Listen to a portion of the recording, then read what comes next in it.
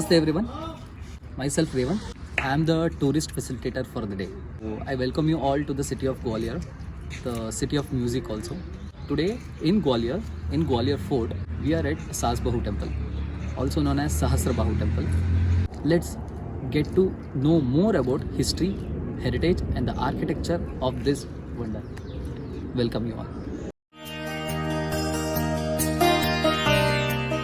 As it is a temple recognized by the Archaeological Survey of India, you need to follow some rules and regulation when you visit this temple. Don't try to scribble anything on the heritage monument. And as it is a temple, it's my humble request to all, not just this temple, but whenever you visit any of the temple in anywhere in India, please try to maintain the decorum and try to protect it and not to destroy it. And please leave your footwear in the outside of the temple. Thank you. There are various history and legend about this temple. There are various stories also. The one is that according to the history and the inscription which is found in this temple, it is said that the temple construction was started by a king called Ratnapala, and later it was completed during the time of a king Mahipala in 1093, who are from Kachpagata dynasty. And regarding the architecture, this temple is in north and south alignment, and this is east and the west, and the temple is facing towards the north and is built in the Nagara style of architecture.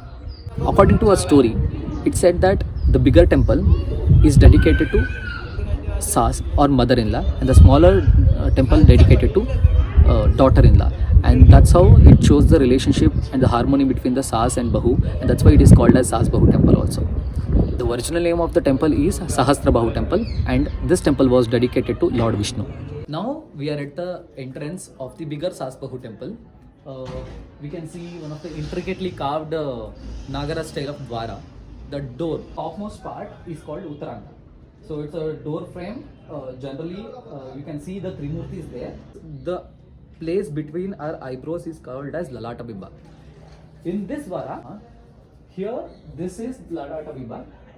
With the icon in this space, we can identify the god inside the temple or Garbhagriha. So in this, if Garuda is in the space, it's a Vishnu inside.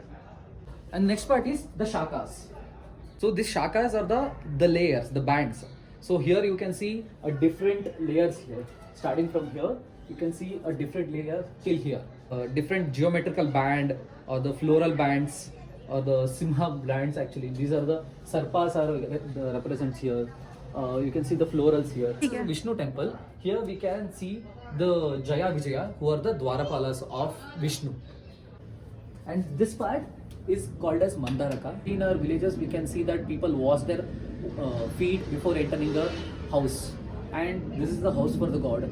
Mandara represents the Mandara Parvata, which was used in Samudra Mantana time. So this represent, here you can see this represent the corals, which is symbolizing the water.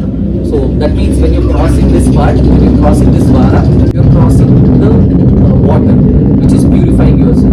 It is a representation of that. And this part is Chandrashila, which is also the same representation. Inside the temple, you can see various pillars here, which are intricately carved and have a minute carved sculptures or figures of Hindu god and goddesses. And along with that, you can also see the inscriptions, the iconography part related to Navagrahas, Trimurtis, god and goddesses, Saptamatrikas and various other things. And here you can see a beautifully carved ceiling, which is mesmerizing in nature.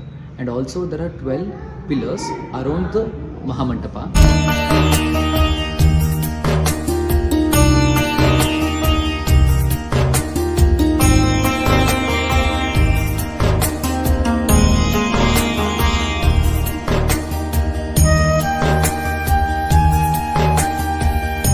Now we are in the smaller Saaz Bahu temple.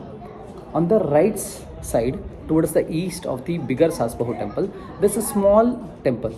Right now we can only see the Mahamantapa. There is no Garbhagriha is left. It's a very small temple where the only a Mantapa is left right now.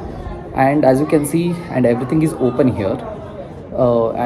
Similar to the Mahadvara of the bigger Saaz Bahu temple, here you can see the entry towards the Garbhagriha. And this temple is also called as Harisadanam. And this is also is in the Nagara style architecture. And like the similar to bigger Saaz Bahu temple, we have a Sopana Marga which is a stairs leading towards. And in front of this temple, around this temple, we can see a beautiful view of Gwalior city. I hope everyone enjoyed this heritage walk around the Saaz Bahu temple of the Gwalior fort, which have a very brilliant architectural wonder and have a good contribution to the history of the Gwalior city as well. With this, let's conclude this video about the heritage view of Gwalior Saaz Bahu temple.